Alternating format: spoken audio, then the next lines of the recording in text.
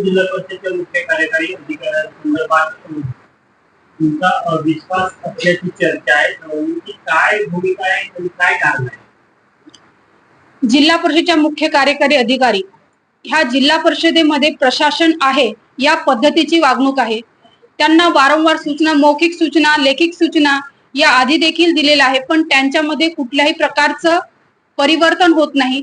कुठलेही निर्णय ते त्यांना जो काही कॉल येतो, जे काही त्यांच्याशी चर्चा होते त्याच्यानुसार ते प्रत्येक निर्णय घेत असतात. जिल्हा परिषदेचे पदाधिकारी म्हणून ऍज अ अध्यक्ष म्हणून माझ्याशी ते कुठलीही चर्चा न घेता एखाद्या कार्यक्रमाचं नियोजन करणे, स्थगित करणे यासारखं एकतर्फी कार्यक्रम हा मुख्य कार्यकारी अधिकाऱ्यांचा सुरू आहे.